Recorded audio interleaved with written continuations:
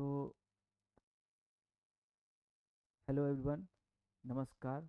आप सभी को जैसा कि पता है बीपीएससी की बहुत ज़्यादा वैकेंसी आई हुई है। तो उस बीपीएससी की वैकेंसी को क्लियर करने के लिए अगर बिहार है तो बिहार से जाहिर सी बात है क्वेश्चंस बनेंगे और आते ही आते हैं। और वो क्वेश्चंस होते हैं जो एग्ज़ाम में अक्सर छूट जाते हैं, तो उनको जल्दी याद कितना भी कर ले याद होता नहीं है। तो उसके लिए एक पूरे माइंड मैप के साथ हम इस सीरीज को लेकर के आए हैं और पूरे बिहार को, यानी कि एक एक जो उसके 38 जिले हैं, उस डिस्ट्रिक्ट वाइज एक एक जिले में क्या क्या इंपॉर्टेंट है, क्या क्या चीज़ें जरूरी है, उसको माइंड मैप के साथ हम क्या करेंगे, देखेंगे। तो बेसिकली हमारा पहला एक वीडियो ऑलरेडी पड़ चुका है, आप लोग जा करके प्लेलिस्ट में देख सकते हैं। दूसरा हमारा आज का जो वीडियो है, इसमें हम बेसिकली बात करेंगे, सबसे पहले चीज़ें कि आपको दिखा दें, तो हम इस वीडियो में बात करेंगे बिहार के जलप्रपातों के बारे में, अभ्यारण्य के बारे में, राष्ट्रीय उद्यान के बारे में। उसके बाद इसमें जीआई टैग, जो बिहार में जीआई टैग मिला है किस किस चीज़ को, उसके बारे में बात करेंगे। जीआई टैग के साथ औद्योगिकरण की बात करेंगे इसमें। उसके साथ साथ इसमें जो है जलमार्ग की बात करेंगे इस वीडियो में। और उद्योग की बात करेंगे, इंडस्ट्रीज हो गया, स्थापना, और इसमें ये सब चीज़ें हमको देखने को मिलेगा। तो अब यहाँ से हम अपना सचित्र यात्रा को बिहार के प्रमुख जलप्रपात, यानी कि सचित्र यात्रा जलप्रपात के लिए एकदम इजी तरीके से, एकदम माइंड मैप के साथ चलेंगे। और एक गारंटी है कि एकदम एक बार में क्वेश्चन जो है देखने पे ही याद हो जाएगा, क्योंकि एकदम याद करना नहीं है, केवल बस समझना है और देखना है। माइंड एकदम मैप, जो दिमाग में मैप को एकदम बना लेना है। एकदम बना लेंगे तो इतना इजी तरीके से याद होगा कि कुछ कह नहीं सकते हैं। एकदम रटने वाली कोई चीज़ है ही नहीं। माइंड मैप बनाएंगे और आराम से दिमाग। और ये जो क्वेश्चंस होते हैं, वेटेज क्वेश्चन होते हैं, और अक्सर एग्जाम में आता है और छूट जाता है, क्योंकि अपना सिलेबस सब्जेक्ट तो सब क्लियर, जैसे वैकेंसी आई सब्जेक्ट क्लियर करने लग जाते हैं। और जो इम्पोर्टेंट बिहार से रिलेटेड क्वेश्चन है जो अक्सर एग्जाम में आते ही आते हैं, वो अक्सर वो छूट जाते हैं। उस पर कोई ध्यान देते नहीं हैं, सारे सब लोग अपने सब्जेक्ट में लग जाते हैं और उस पर कोई ध्यान देता नहीं है। तो सबसे पहले हम बात करेंगे जलप्रपात के बारे में। तो बिहार में जलप्रपात की बात करेंगे तो इसमें तीन इसके ऐसे जलप्रपात हैं। एक है नवादा, रोहतास और कैमूर। तीन जलप्रपात याद रखेंगे, जो कि इस पूरे बिहार को सुंदरता मुख्य रूप से तीन जिलों से केंद्रित करता है। एक होता है हमारा कैमूर, दूसरा है रोहतास, और तीसरा है नवादा। ये तीन ऐसे जिले हैं जो इसकी प्राकृतिक सुंदरता को बताता है, बिहार की प्राकृतिक सुंदरता को दिखाता है। ठीक है। इसके बाद हम बात करेंगे नवादा जिले की। तो नवादा में कौन सा जलप्रपात है? तो ककोलत। ककोलत जलप्रपात है, इसको याद रखेंगे। बिहार का एक प्रसिद्ध पर्यटक स्थल है। ककोलत क्या है? एक पर्यटक स्थल है। और ये कौन सा जिले में है बिहार के? तो नवादा जिले में है। उसके बाद हम बात करेंगे इसमें रोहतास। रोहतास जलप्रपात की बात करेंगे तो जलप्रपात यहाँ पे रोहतास जिले में जो जलप्रपात हैं, कौन कौन से हैं? एक है धुआं कुंड है, मंजर कुंड है, कशीस है, और तुतला भवानी है। चार जलप्रपात, चार जलप्रपात हमको रोहतास जिले में देखने को मिलता है। और याद रखेंगे रोहतास जिले से धुआं कुंड एकदम याद रखेंगे, धुआं धुआं कर देंगे एग्जाम में, जैसे क्वेश्चन आ जाएगा तो धुआं कुंड, मंझर कुंड, कशिश और तुतला भवानी। ये चार जलप्रपात याद रखेंगे। धुआं कुंड, मंझर कुंड, कशिश और तुतला भवानी कहाँ से है? तो रोहतास जिले में बिलोंग करता है। ओके। अब चलेंगे हम आगे, देखेंगे आगे हमारा है रोहतास के कुंड, यानी कि जो धुआं कुंड जलप्रपात है और मंझर कुंड जलप्रपात। ये रोहतास के कुंड से कुंड की बात करेंगे तो ये दो कुंड बात करेंगे, मंझर कुंड और धुआं कुंड। ये दो कुंड है जो रोहतास जिले में है। उसके बाद रोहतास के अन्य प्रमुख प्रपात और भी हैं रोहतास जिले के प्रमुख जलप्रपात की बात करेंगे तो जो रोहतास जिले के अन्य प्रमुख जलप्रपात हैं, एक है कशिश और तुतला भवानी। कशिश और तुतला भवानी एक ऊंचा पतला जलप्रपात जो अपनी ऊर्ध्वाधर गिरावट के लिए जाना जाता है। ये जो कशिश है ये एकदम सीधा गिरता है। इसकी जो पानी है जलप्रपात की, इसके इसकी पानी क्या होता है, सीधा गिरता है। तुतला भवानी जो है, तुतला भवानी जलप्रपात, ये एक सुरमय जलप्रपात जो एक चट्टान के खिलाफ स्थित है और जो प्राकृतिक सुंदरता का बहुत अच्छा यहाँ देखने को मिलता है। तुतला भवानी जलप्रपात तो रोहतास से याद रखेंगे कशिश जलप्रपात, तुतला भवानी जलप्रपात, मंझर और धुआं कुंड। मंझर कुंड और धुआं कुंड 4 जलप्रपात रोहतास से याद रखेंगे। आगे देखेंगे ये जो जलप्रपात है ये एकदम रोहतास और कैमूर के एकदम बीच में सीमा पे स्थित है। ठीक है, कौन सा, जो दुर्गावती जलप्रपात है।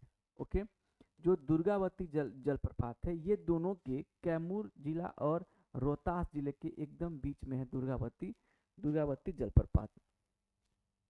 उसके बाद कैमूर की प्राकृतिक धरोहर की बात करेंगे तो इसमें 2 प्राकृतिक धरोहर की में 2 जलप्रपात हैं। एक है हमारा करकटगढ़ जलप्रपात और एक है तेलहर कुंड जलप्रपात। करकटगढ़ और तेलहर कुंड, करकटगढ़ और तेलहर कुंड 2 जलप्रपात याद रखेंगे।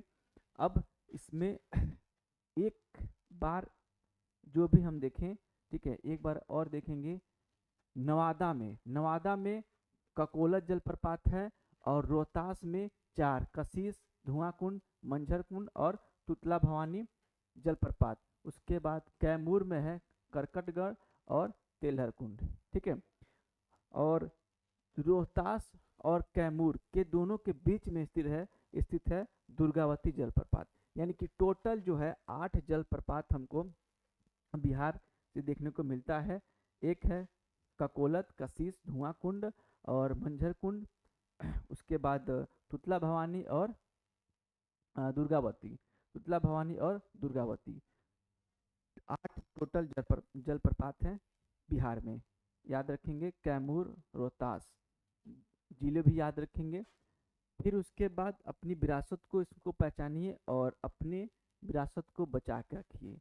अब बात करेंगे हम प्राकृतिक धरोहर की, यानी कि वन्य जीव अभ्यारण्य और राष्ट्रीय उद्यान की। तो इसमें सबसे पहले बात करेंगे हम राष्ट्रीय उद्यान वाल्मीकि नगर की बात करेंगे और वन्य जीव अभ्यारण्य जो पूरे राज्य में विस्तृत है, 12 वन्य जीव अभ्यारण्य। ठीक है, और राष्ट्रीय उद्यान जो वाल्मीकि नगर है। इसके अलावा वाल्मीकि नगर राष्ट्रीय उद्यान जो है ये कहाँ पे है, तो पश्चिमी चंपारण है। कहाँ पे है, पश्चिमी चंपारण। पश्चिमी चंपारण राष्ट्रीय उद्यान वाल्मीकि नगर राष्ट्रीय उद्यान है और ये इसका जो क्षेत्रफल की बात करेंगे तो 1789.71 वर्ग किलोमीटर इसका क्षेत्रफल है और बिहार का एकमात्र राष्ट्रीय उद्यान है, यानी कि बिहार का एकमात्र बाघ अभ्यारण्य और राज्य के सबसे घने वन। ठीक है, इसको याद रखेंगे, वाल्मीकि नगर राष्ट्रीय उद्यान कहाँ पे है, पश्चिमी चंपारण। उसके बाद आगे इसमें देखेंगे कैमूर वन्य जीव अभ्यारण्य, ये याद रखेंगे, इसकी जो क्षेत्रफल है 1784.73 वर्ग किलोमीटर, 1784.73 वर्ग किलोमीटर और बिहार का सबसे बड़ा वन्य जीव अभ्यारण्य है। कौन सा, कैमूर वन्य जीव अभ्यारण्य। ये कहाँ पे है, तो रोहतास और कैमूर। ठीक है, रोहतास और कैमूर। आगे देखेंगे भीम बांध वन्य जीव अभ्यारण्य। भीम बांध वन्य जीव अभ्यारण्य है, यहाँ पे 4 एनिमल्स पाए जाते हैं, जानवर, जो कि एक है तेंदुआ और एक है भालू और एक है सुअर और मगरमच्छ। 4 यहाँ पे पाए जाते हैं जो भीम बांध वन्य जीव अभ्यारण्य है। इसकी क्षेत्रफल की बात करेंगे तो 680.94 वर्ग किलोमीटर है और ये कहाँ पे है, तो मुंगेर में है। आगे देखेंगे कांवर झील वन्यजीव अभयारण्य। ओके, कांवर झील वन्यजीव अभयारण्य ये है 63.11 वर्ग किलोमीटर इसका क्षेत्रफल है, और ये कहाँ पे है, बेगूसराय में। और ये रामसर की सूची में जो है बिहार का पहला आर्द्रभूमि क्षेत्र है जो रामसर की सूची में क्या हुआ है, शामिल हुआ है। कौन सा, याद रखेंगे, कांवर झील वन्यजीव अभयारण्य। ओके, यहाँ पे साइबेरियन पक्षियों का प्रमुख जो है मतलब कि यहाँ पे साइबेरिया से चल के उड़ के पक्षियाँ जो है लगभग 6000 किलोमीटर की यात्रा करके यहाँ पे जो है आती हैं सर्दियों के मौसम में। साइबेरियन पक्षियाँ लगभग 10 से 15 दिनों का इनका सफ़र रहता है, और साइबेरिया से उड़ करके यहाँ पे पक्षियाँ आती हैं। समझिए, छुट्टी मनाने आती होंगी, जैसे सब लोग जाते हैं अपने अपने घर छुट्टी मनाने, घर घर घर कह रहे हैं कि बाहर छुट्टी मनाने, वैसे पक्षियाँ भी छुट्टी मनाने तो साइबेरिया से उड़ते हुए आती हैं पक्षियाँ। आगे देखेंगे, नागी और नकटी एक नए रामसर स्थल हुआ है, और इसको याद रखेंगे। नागी बांध पक्षी विहार ये कहाँ पे है, जमुई में है, और ये जो है 1.92 वर्ग किलोमीटर 1.92 वर्ग किलोमीटर है। सबसे छोटा अभयारण्य नागी बांध पक्षी विहार है। ठीक है, नागी बांध पक्षी विहार। नकटी डैम वन्यजीव अभयारण्य ये भी कहाँ है, जमुई में। दोनों नागी और नकटी दोनों कहाँ पे है, जमुई में है। ये जो है 3.33 वर्ग किलोमीटर है। नकटी वन्यजीव अभयारण्य, नकटी डैम वन्यजीव, और नागी बांध ये 1 कितना है, 92 वर्ग किलोमीटर है, याद रखेंगे। उसके बाद आता है विक्रमशिला डॉल्फिन वन्यजीव अभयारण्य। विक्रमशिला डॉल्फिन वन्यजीव अभयारण्य, अब ये कहाँ पे है, तो भागलपुर पे है, और 60 किलोमीटर की इसकी जो है विस्तार है, यानी कि इसका फैलाव है। मुंगेर से लेकर के भागलपुर भारत के पहले डॉल्फिन अभयारण्य के रूप में प्रसिद्ध है, और भारत के पहले डॉल्फिन अभयारण्य के रूप में क्या है, ये प्रसिद्ध इसको किया गया है, जो 60 किलोमीटर के एरिया में है, और यहाँ पे डॉल्फिन भी पाई जाती हैं। तो कहाँ पे है, विक्रमशिला डॉल्फिन वन्यजीव अभयारण्य बिहार के भागलपुर में है, याद रखेंगे। उसके बाद आता है पक्षी अभयारण्य और प्रवासी केंद्र। कुशेश्वर स्थान पक्षी वन्यजीव अभयारण्य ये कहाँ पे है, दरभंगा में है। इसकी क्षेत्रफल जो है 29.21 वर्ग किलोमीटर है। साइबेरियाई पक्षियों का यहाँ पे भी आश्रय है। कुशेश्वर स्थान पक्षी वन। बरेला सलीम अली पक्षी अभयारण्य ये कहाँ पे है, तो वैशाली में है, और इसकी जो क्षेत्रफल की बात करेंगे तो 1.98 वर्ग किलोमीटर इसकी क्षेत्रफल है। और दूसरा सबसे छोटा अभयारण्य है कौन सा, बरेला सलीम कौन सा, दूसरा सबसे छोटा। उसके बाद बात करेंगे गौतम बुद्ध पक्षी विहार। गौतम बुद्ध पक्षी विहार कहाँ पे है, तो गया में है, याद रखेंगे। गौतम बुद्ध की बात आई तो सीधे गया से रिलेट कर देंगे, तो गौतम बुद्ध पक्षी विहार कहाँ पे जाएगा, गया में हो जाएगा।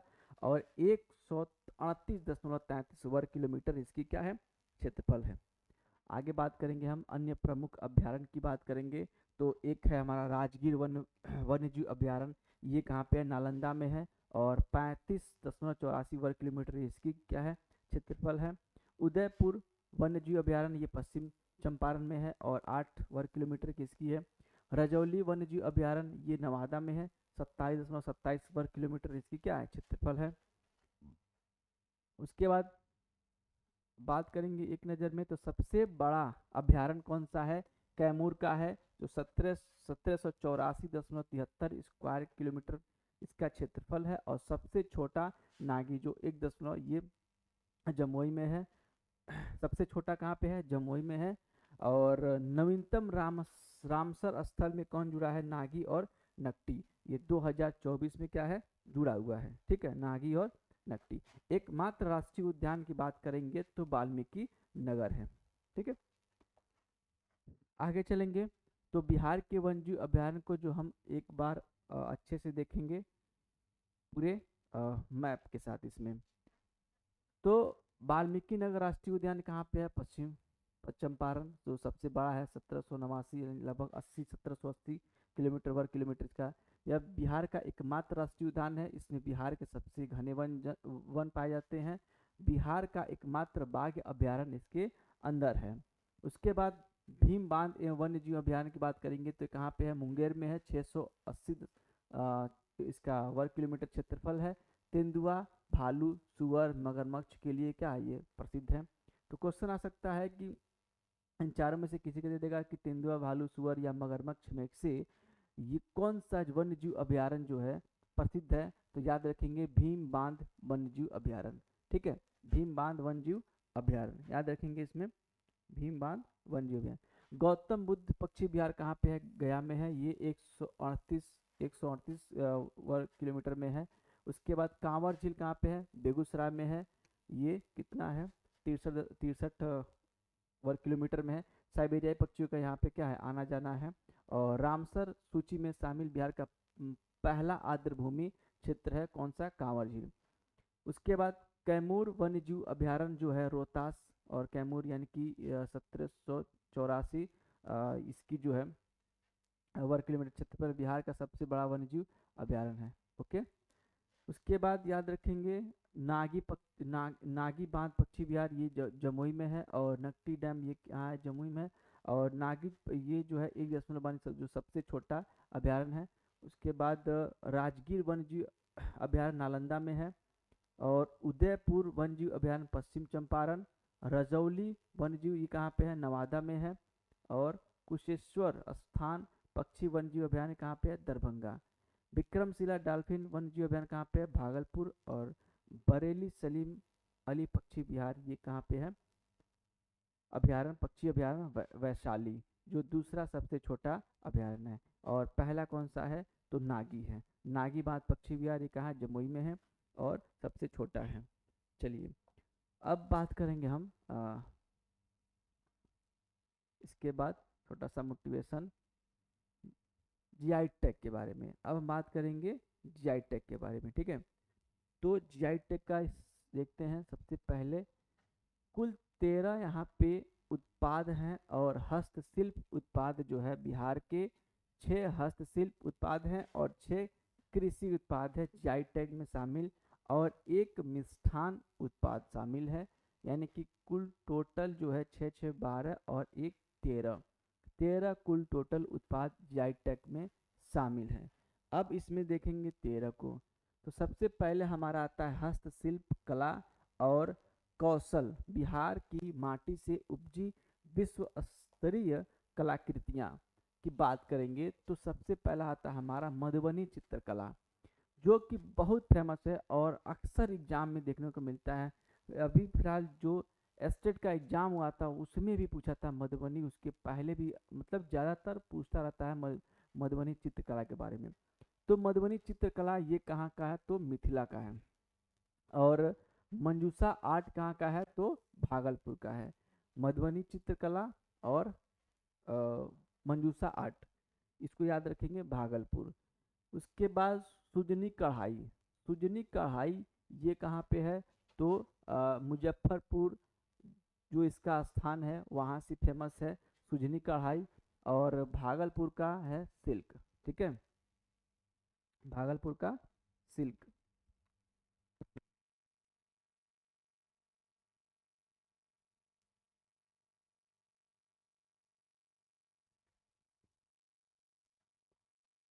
पिपली वर्क, उसके बाद आगे देखेंगे तो पिपली वर्क। पिपली वर्क ये भी कहाँ है, भागलपुर का है, ये भी फेमस है। सिक्की घास ये भी कहाँ का है, उत्तर बिहार का है। सिक्की घास शिल्प उत्तर बिहार का, इसको जीआई टैग मिला है। उसके बाद याद रखेंगे इसमें कृषि और मिष्ठान स्वाद और सुगंध बिहार की जैव विविधता का क्या है, प्रतीक है, कृषि और मिष्ठान।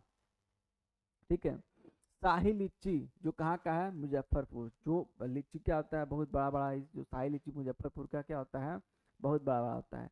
जर्दालू आम ये भी कहाँ का है, भागलपुर का है। जो जर्दालू आम होता है काफ़ी भी होता है बिहार का और मीठा लगता है, जो सबको बहुत लोगों को ज़्यादातर क्या आम पसंद होती है। और आम का सीज़न भी आ गया है, पेपर भी आ गया है, बहुत अच्छा टाइम है, तो देखने को मिलेगा। उसके बाद लीची खाने को मिलेगा। कतरनी चावल, कतरनी चावल ये कहाँ का है, तो भागलपुर का है, इसको भी जीआई टैग मिला है। मिथिला मखाना, इसको भी जो है जीआई टैग मिला है, मधुबनी का है, दरभंगा मधुबनी। मरचा धान जो चूड़ा है एक प्रकार का, ठीक है, का ये जो चूड़ा होता है, जैसे जो नॉर्मली जो पोहा बनाते हैं चूड़ा होता है वो वाइट कलर का सफ़ेद कलर का होता है, लेकिन ये जो चूड़ा होता है काले काले रंग का होता है, ठीक है, काले रंग का। इसको 2023 में जो है मरचा मरचा धान से कोई बनता है ये, इस धान से, चूड़ा धान से बनता है। तो कुछ लोग को पता ही नहीं रहता चूड़ा कैसे बनता है। तो चूड़ा बनता है धान से, तो इसका जो धान होता है नाम होता है मरचा धान। अब इसके जो चूड़ा होता है काले रंग का होता है, ये होता है पश्चिमी चंपारण की तरफ होता है। तो उसको जीआई टैग मिला है मरचा धान को, चूड़ा को। मगही पान, ओके, मगही पान जो है औरंगाबाद, नवादा, गया, नालंदा, मगही पान को भी जो है जीआई टैग मिला हुआ है, औरंगाबाद, नवादा, गया, नालंदा। सिलाव खाजा, सिलाव खाजा जो है ये भी नालंदा का है। जो सिलाव खाजा अक्सर शादी वगैरह में दो दो आइटम ऐसे होते हैं जो एकदम बनते बनते हैं, एक होता है सिलाव खाजा और दूसरा होता है बालशाही, बालूशाही, कुछ लोग उसको बालूशाही कहते हैं, कुछ लोग बाल। तो ये दो आइटम पेट होता है, मतलब कि ये फिक्स है, शादी ब्याह अक्सर विदाई विदाई होता है तो ये बनता ही बनता है, और ये एकदम फिक्स है। तो सिलाव खाजा वहाँ का क्या है, ये ऐसे थोड़ा सा ये आयताकार होता है, ठीक है, आयताकार ऐसे होता है सिलाव खाजा। तो इसको भी जो है जीआई टैग मिला हुआ है, ओके। देखिए औरंगाबाद यहाँ पे है, नालंदा है, और ये नवादा है, ये गया है। तो सबको जो है एक मैप से क्या हुआ है, जोड़ दिया गया है, आप देख सकते हैं। उसके बाद इसमें आगे बात करेंगे हम मैप में। तो मैप में आप देखेंगे मधुबनी चित्रकला, जो मिथिला की मखाना है, सिक्की घास है, मरचा धान है, वेस्ट चंपारण का, शाही लीची मुजफ्फरपुर का, और सिल्क मजूसा आर्ट आर्ट हो गया, पिपली वर्क हो गया, जरदालू आम, कतरनी और चावल हो गया, मगही पान, सुजनी कढ़ाई हो गया, ये सब जो जितने भी हैं जीआई टैग मिला है। इसके अलावा इसके अलावा अ, जो हमारा बिहार का है सत्तू, और घाटी बोलते हैं लिट्टी चोखा, लिट्टी चोखा, इसको भी जो है नाम दिया गया है, और बहुत जल्द इसको भी जो जीआई टैग में घोषित कर दिया जाएगा, और इसे भी जीआई टैग मिल जाएगा, जो बिहार का सत्तू है, और लिट्टी बाटी जिसको बोलते हैं, लिट्टी चोखा बोलते हैं, उसे भी, और मिलना ही चाहिए, क्योंकि बहुत फेमस है बिहार का सत्तू और लिट्टी बाटी, लिट्टी चोखा जो भी हो। तो मैप में देख देख सकते हैं शाही लीची मुजफ्फरपुर और मिथिला मखाना मधुबनी। आगे देखते हैं, आगे हमारा इसका पूरा एक सीक्वेंस में दिया है, ठीक है, एक सीक्वेंस में दिया हुआ है, देखेंगे। तो इसमें आप देखेंगे मधुबनी चित्रकला, ये कहाँ का है, मिथिला का है, ये हस्तशिल्प क्षेत्र से आएगा। सिक्की घास, ये कहाँ का है, उत्तर बिहार का है, ये भी हस्तशिल्प से आएगा। सुजनी कढ़ाई मुजफ्फरपुर, सिल्क भागलपुर, मंजूसा आर्ट भागलपुर, पिपली वर्क भागलपुर, सिलाव खाजा नालंदा, और जरदालू आम भागलपुर, कतरनी चावल भागलपुर, मगही पान औरंगाबाद, नवादा, गया और नालंदा, शाही लीची ये मुजफ्फरपुर, मिथिला मखाना कहाँ, मधुबनी और दरभंगा। उसके बाद मरचा धान जा चूड़ा जिसको बोलते हैं, जो 2023 में इसको मिला है जीआई टैग, ठीक है, 2023 में, ये है पश्चिमी चंपारण, ठीक, पश्चिमी चंपारण मरचा धान। अब बात करेंगे बिहार की नई पहचान, ग्लोबल ब्रांडिंग, स्थानीय उत्पादों को अंतर्राष्ट्रीय पहचान। बिहार की नई पहचान की बात करेंगे तो ग्लोबल ब्रांडिंग, स्थानीय उत्पादों को अंतर्राष्ट्रीय पहचान, आय में वृद्धि, बिचौलियों की भूमिका कम और उचित मूल्य, सांस्कृतिक संरक्षण, विलुप्त होती कलाओं को नया जीवन, यानी कि जीआई टैग से इतने सारे फायदे होते हैं, इसीलिए जीआई टैग लगाने दे देने से बहुत फायदा होते हैं उस चीज़ को। अब बात करेंगे बिहार का केंद्रीय औद्योगिक एटलस के बारे में, यानी कि औद्योगिक के बारे में, इंडस्ट्रीज के बारे में जो भी बिहार में। तो सबसे पहले बात करेंगे हम, एक नज़र में देखेंगे औद्योगिक पद चिन्ह के बारे में। जो हमारा ये मनौरा और बेला जो सारण में है। उसके बाद बरौनी, यहाँ पे 2 यूनिट है बरौनी की। नालंदा में हरनौत और मोकामा, बीच में होता है मोकामा। उसके बाद मधेपुरा। कुल टोटल जो है 7 प्रमुख इसकी क्या है इकाइयाँ हैं। कितनी इकाइयाँ हैं? 7। 7 इसकी प्रमुख इकाइयाँ हैं। 5 रेलवे आधारित और 2 ऊर्जा एवं उर्वरक आधारित। ऊर्जा और उर्वरक, 2 ऊर्जा उर्वरक और 5 जो है रेलवे आधारित, और कुल टोटल 5 और 2 मिलाकर कितनी है? 7 यूनिट हैं, 7 इकाइयाँ हैं। अब आगे देखेंगे बरौनी हब ऊर्जा और उर्वरक के लिए बात करेंगे तो इंडियन ऑयल कॉरपोरेशन IOCL, इसका उद्योग पेट्रोलियम रिफाइनरी और fertilizer corporation of India limited उद्योग यानी कि कृषि रसायन, ये कहाँ पे है? तो बरौनी में है। 2 याद रखेंगे, इंडियन ऑयल कॉरपोरेशन IOCL और fertilizer corporation of India limited. ठीक है, 2 इंडस्ट्री याद रखेंगे बरौनी में। बिहार रेलवे विनिर्माण का पावर हाउस बात करेंगे तो यहाँ पे देखेंगे हम केंद्र सरकार के उपक्रमों में रेलवे क्षेत्र का जो वर्चस्व है, इंजन निर्माण, पहिया निर्माण, वैगन इंजीनियरिंग और मरम्मत कार्यशाला, ये चारों बिहार के रेलवे पावर हाउस में किया जाता है। लोकोमोटिव विनिर्माण शक्ति के केंद्र, अगर हम बात करेंगे लोकोमोटिव विनिर्माण शक्ति के केंद्र की बात करेंगे तो इसमें हमारा जो स्थान होगा मधेपुरा है। कौन सा है?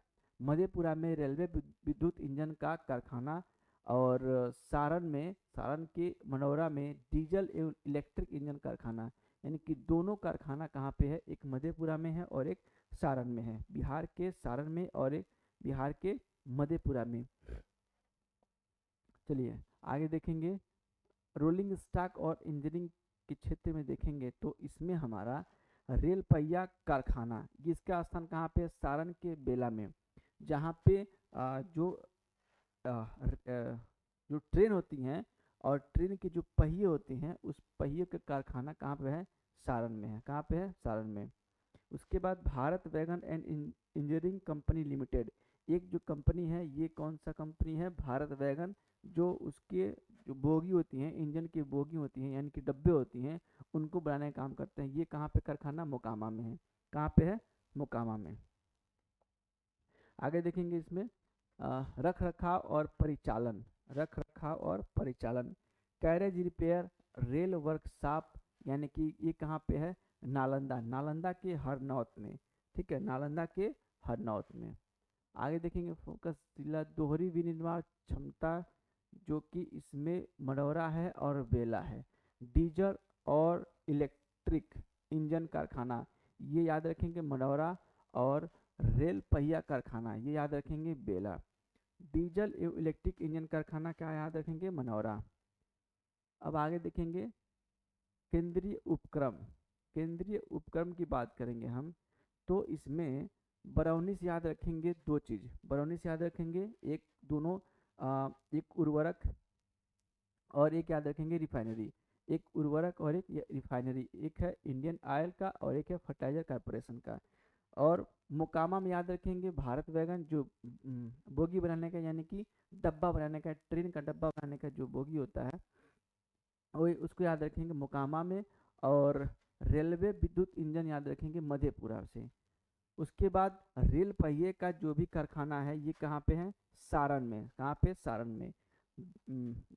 कहाँ पे? सारण में। ठीक है, तो बेला सारण।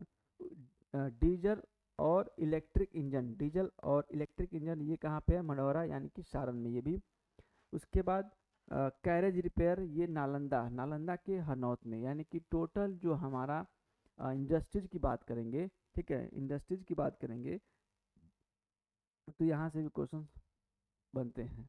अब राष्ट्रीय प्रगति में बिहार का योगदान, जो राष्ट्रीय प्रगति में बिहार का क्या योगदान है इसके बारे में देखेंगे तो कोलकाता से इसकी कनेक्टिविटी है, चेन्नई और मुंबई, दिल्ली।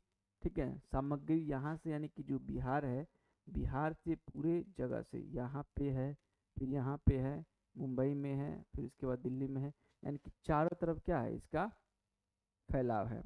यानी कि इसकी बात करेंगे तो ऊर्जा सुरक्षा से लेकर रेल परिवहन की ऋण तक बिहार का केंद्रीय बुनियादी ढांचा राष्ट्र को गतिमान रखता है। यानी कि जो बिहार के जो केंद्रीय ढांचा, इसको जो है बढ़िया अच्छे से इसको देखेंगे। आगे देखेंगे बिहार के प्रमुख राजकीय उपक्रम एवं सिंहावलोकन, यानी कि राज्य की अर्थव्यवस्था की औद्योगिक और कृषि स्तंभ। अब हम बात करेंगे राज्य की अर्थव्यवस्था वाले स्तंभ की बात करेंगे। तो इसमें हमारा राज्य के 9 प्रमुख उपक्रमों का क्षेत्रवार अगर हम देखेंगे तो इसमें आता है हमारा कृषि एवं वन संसाधन, चीनी, एग्रो, डेयरी, वन। इसके अंदर कृषि एवं वन संसाधन के अंतर्गत आता है चीनी, एग्रो, डेयरी और वन। औद्योगिक निर्माण में स्कूटर्स हो गया, औद्योगिक विकास हो गया, विरासत एवं वस्त्र हो गया, स्पन सिल्क भागलपुर, आधारभूत संरचना एवं वित्त में वित्त निगम और पाठ्यपुस्तक। ये हमारा जो बात करेंगे क्षेत्रवार वर्गीकरण की, इसकी टोटल इसमें 9। कृषि एवं वन संसाधन में देखेंगे, अगर हम कृषि वन संसाधन की बात करेंगे तो Bihar state sugar corporation limited, ये कहाँ पे है? पटना में। पटना में Bihar state sugar corporation limited है। उसके बाद पटना में ही Bihar state agro industries development corporation है। Bihar state dairy corporation limited, ये कहाँ पे है? पटना में है। और Bihar state forest development corporation, ये भी कहाँ पे है? पटना में है।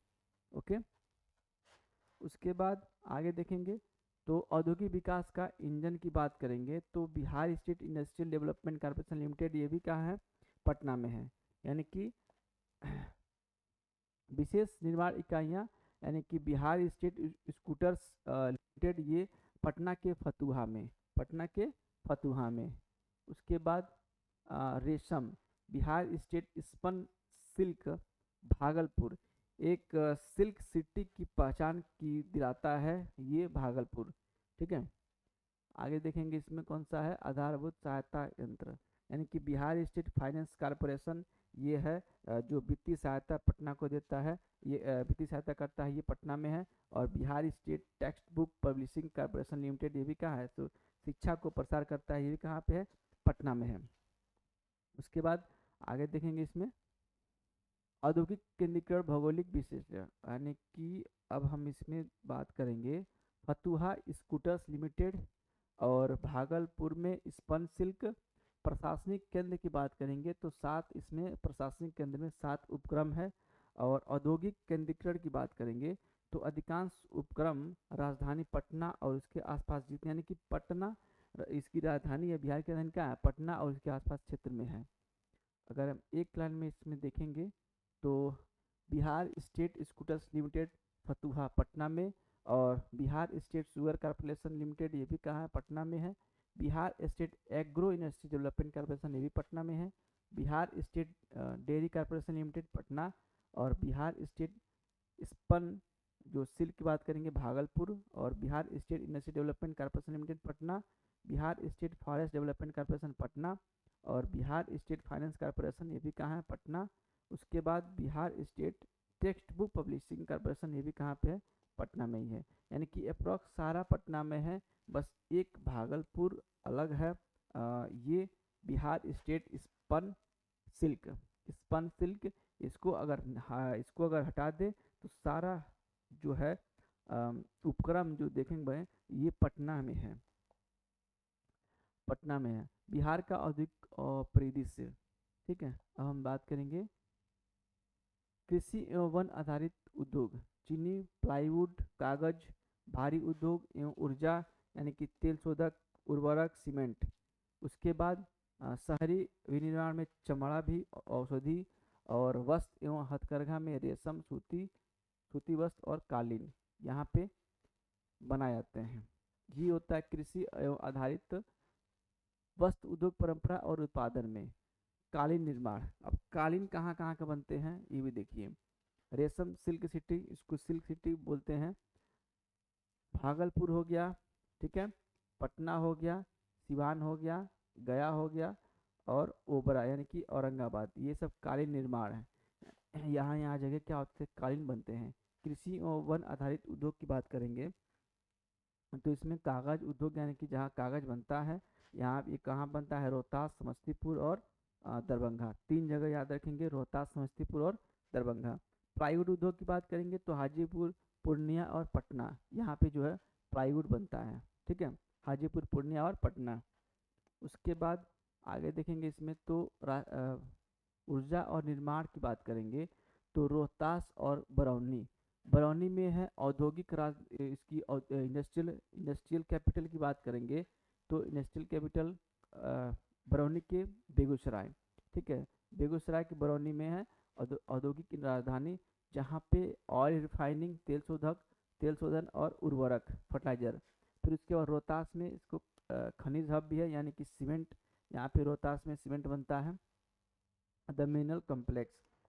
आगे देखेंगे इसमें शहरी निर्माण उपभोक्ता वस्तुएं, जो शहरी निर्माण की उपभोक्ता की वस्तुएं हैं, इसके बारे में देखेंगे।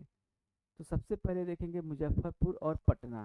जो मुजफ्फरपुर और पटना है, तो मुजफ्फरपुर किससे रिलेटेड है, मेडिसिन से, और ये किससे रिलेटेड है, चमड़े से। ठीक है, यानी कि चमड़ा उद्योग, जो जूते वगैरह बनता है, यहाँ पे पटना में चमड़ा उद्योग प्रमुख केंद्र इसका है पटना, और मुजफ्फरपुर राज्य के प्रमुख शाही शहरी केंद्र उपभोक्ता आधारित विनिर्माण का नेतृत्व कर रहे हैं। औषधि निर्माण प्रमुख केंद्र इसका जो है, औषधि निर्माण यानी कि जो है मेडिसिन से जुड़ा हुआ है, मुजफ्फरपुर और पटना, दो ऐसे औषधि से जुड़े हुए हैं और चमड़ा उद्योग से जुड़े हुए हैं, मुजफ्फरपुर और पटना, इसको याद रखेंगे। उसके बाद इसमें आगे देखेंगे औद्योगिक केंद्र की बात करेंगे तो अगर मेन पटना पे इसका फोकस करते हैं, क्योंकि सेंटर क्या है, सारी चीज़ें पटना में ये इसका राजधानी है, तो औषधि हो गया, मेडिसिन हो गया, सूती वस्त्र यानी कि हिंड, उसके बाद चमड़ा, चमड़ा के बाद में प्लाईवुड हो गया। ठीक है, मेडिसिन हो गया, तो ये सब औद्योगिक केंद्र हैं इसके। ठीक है, जो कि कहाँ पे है, पटना में है। बेगूसराय, बेगूसराय यानी कि बरौनी, ऊर्जा राजधानी, तेल शोधन उर्वरक, भागलपुर सिल्क सिटी, रेशम, सूती वस्त्र और खनिज हब, सीमेंट, सीमेंट और कागज, ये सब औद्योगिक क्लस्टर, यानी कि बिहार में ये सब चीज़ें देखने को मिलेगा।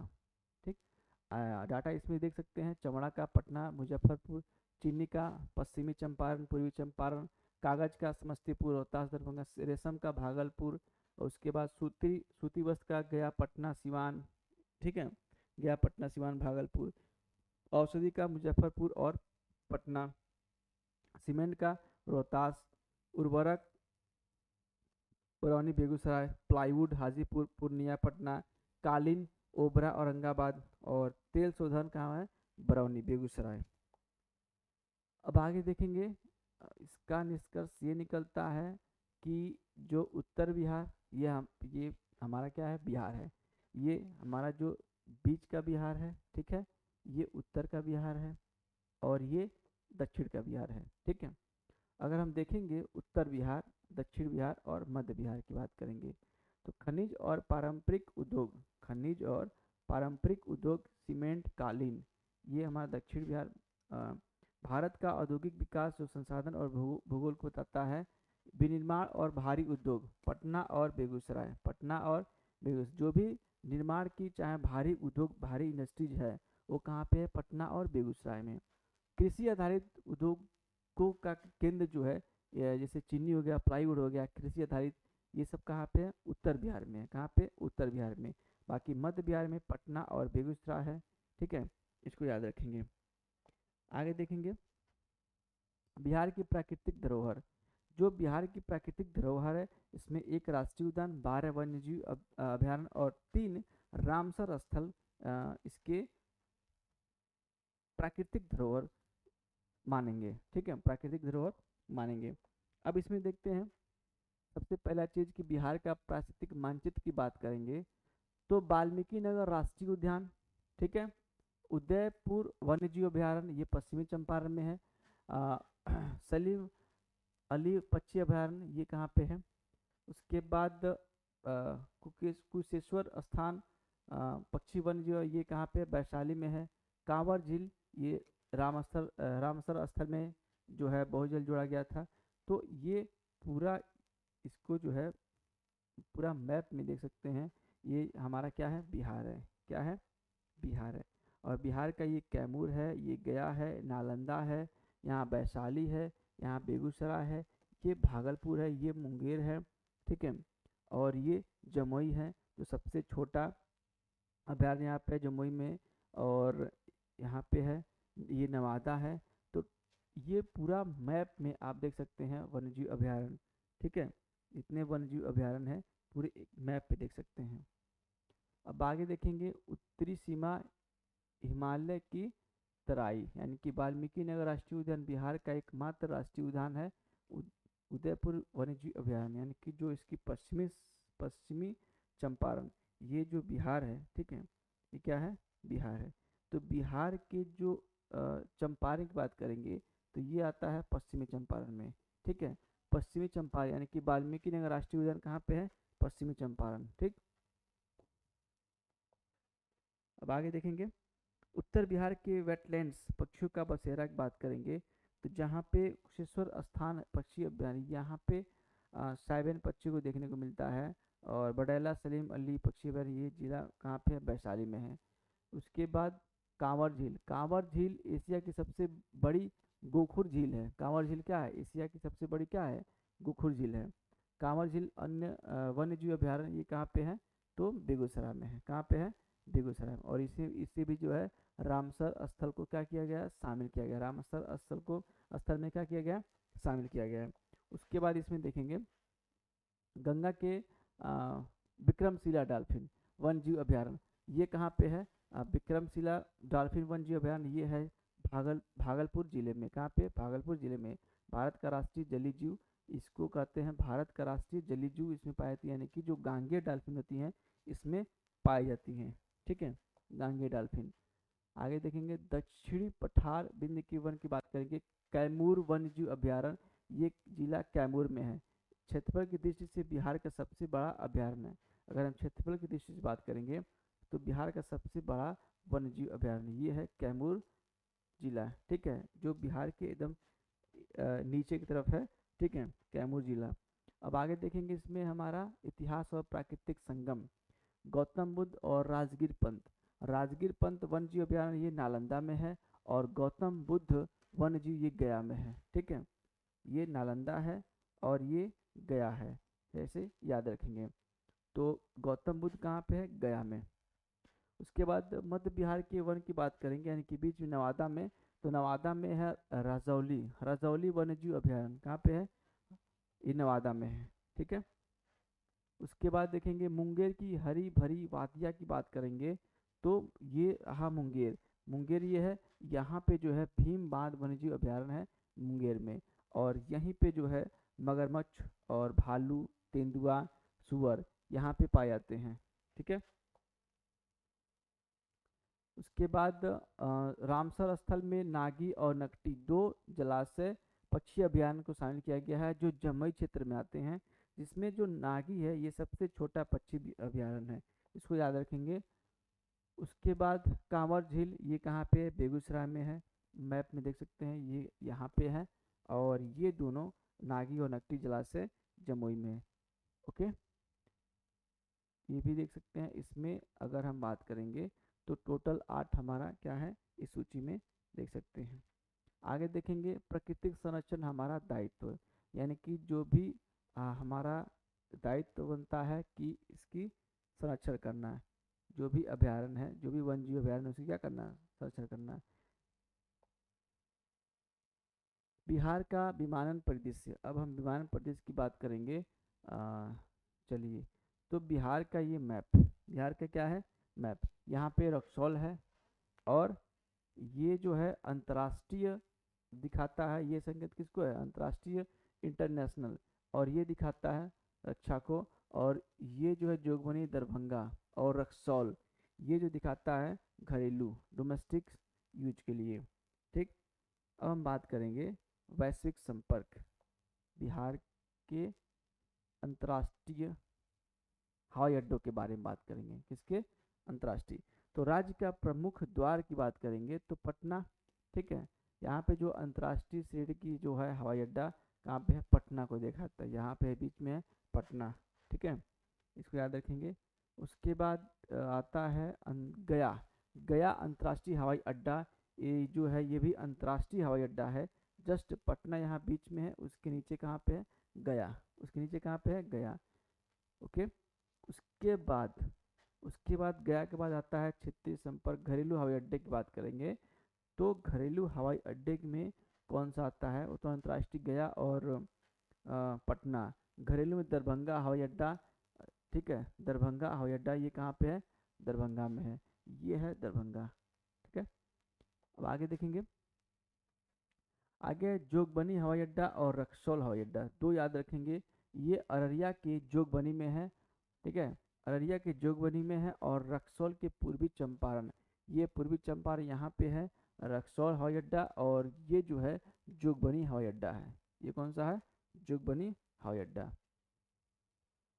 सामरिक महत्व, चूनापुर हवाई अड्डा श्रेणी, ये इसकी जो श्रेणी आती है रक्षा में आती है, इसकी स्थान कहाँ पे है, पूर्णिया में है। यानी कि ये जो बिहार का मैप देखेंगे इसमें ये जो स्थान है, ठीक है, ये पूर्णिया जिले का है। यहाँ पे जो है चूनापुर हवाई अड्डा है। तो चूनापुर हवाई अड्डा कहाँ पे है, पूर्णिया में है। आप यहाँ भी देख सकते हैं। चलिए, चाहे तो